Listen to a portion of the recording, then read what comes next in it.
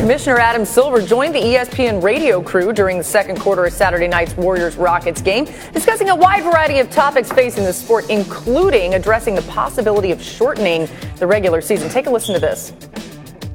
I think we have to step back again collectively as a league working together with the players and their union and decide, do we have the right number of games? Because, again, the game has changed in dramatic ways, especially over the last decade.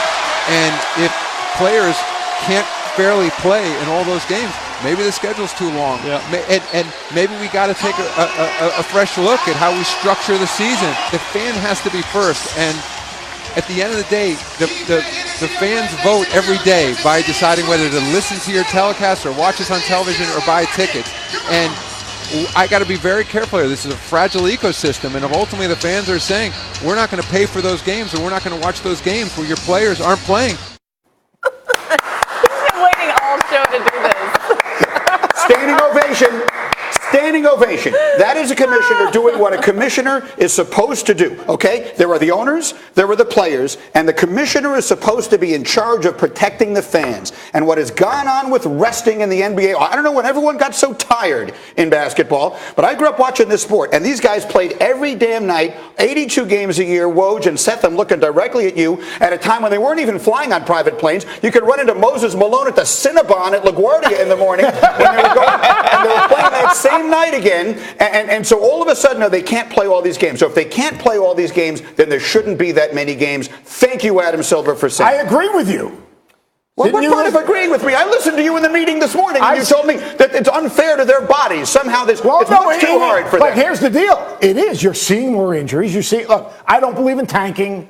If guys are going to play games, I believe you need to play guys. I don't believe you should rest guys. But guys are resting guys because the only thing that counts is what? Jay Will, what's the only thing that counts? Playoffs. So everyone wants the best version of themselves in the playoffs. So you know what? A smart general manager, smart head coach is going to rest guys. The way to solve that problem is to shorten your schedule. The problem is if you shorten your schedule, it's going to be less money. This is going to be less TV money. Okay. How many guys are going to give up some cash? Well, that's what it comes down to. It comes down to how do you replace revenue, and then also how do you change viewer habits, right? We're going to smaller devices, less screen time. So, Adam Silver kind of, posed this whole mid-season tournament.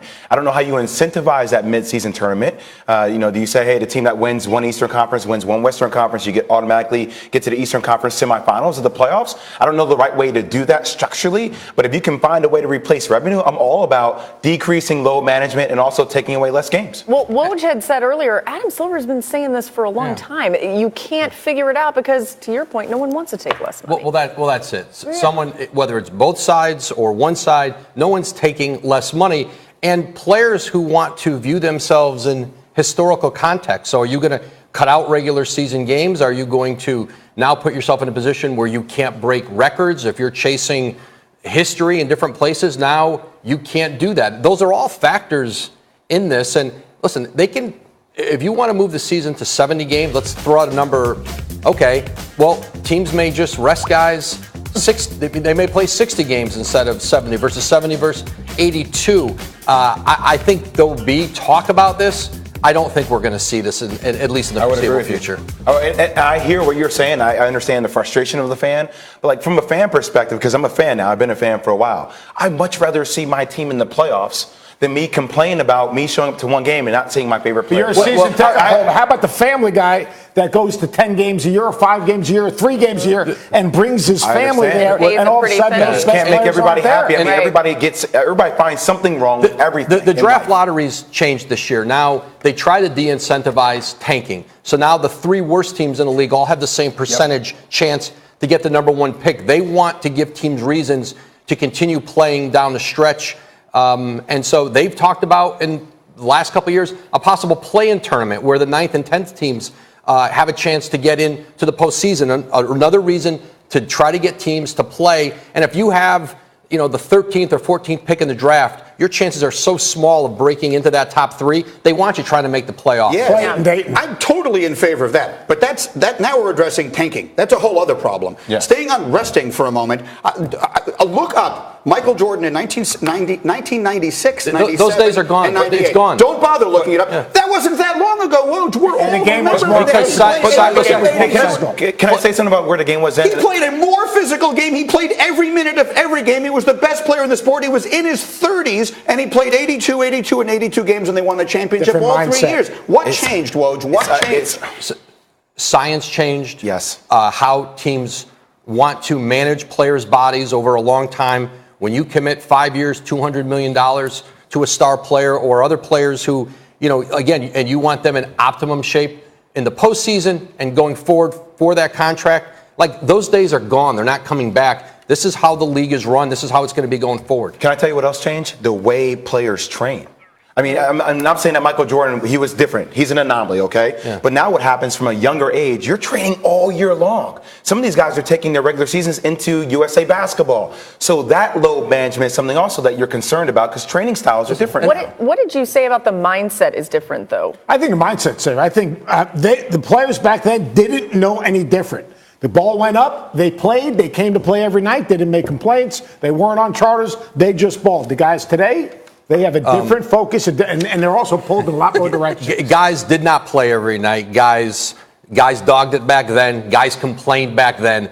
The NBA players didn't start. Nobody in the NFL, the NBA, baseball started complaining in the last 10 years. Guys have been bitching for years in all sports. It's not new. Preach! There we go. Preach it, Woj! A couple of National League contenders take center stage tonight as Bryce Harper and the Phillies take on the Cardinals. Make sure you check that out. First pitch coming your way at 8 Eastern right here on ESPN, the ESPN app. You can watch that anywhere.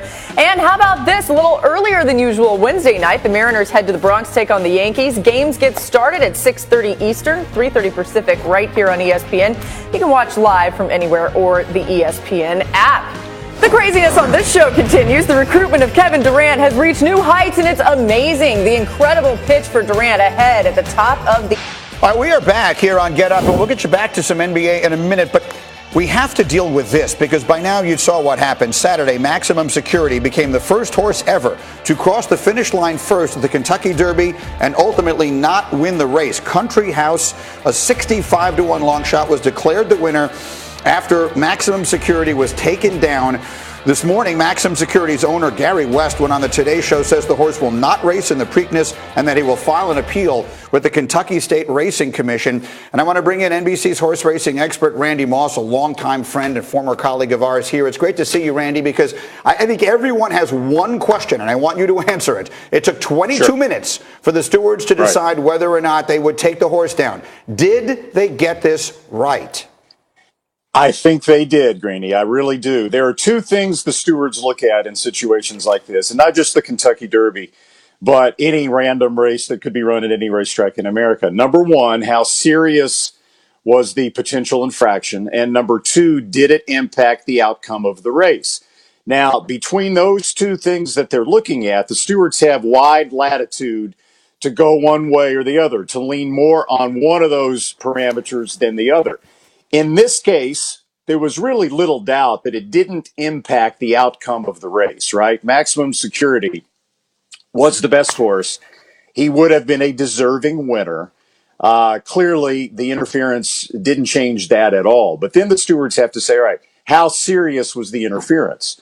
When we first saw it on NBC, the initial camera angles that we saw, it had appeared that the interference might have been, let's say, 6 on a scale of 1 to 10, and it didn't impact the outcome of the race. But the more angles that we got to see, including the one that you just showed, where their legs almost tangled up, at that point, it became pretty obvious, as the stewards were deliberating in their room, that we came perilously close, Greeny, to a pileup at the top of the stretch. When you see the front legs of War of Will between the hind legs of Maximum Security, like we saw in some of those later shots, I mean, that's a coin flip. That horse, War of Will, could have gone down at that point with Tyler Gaffalione.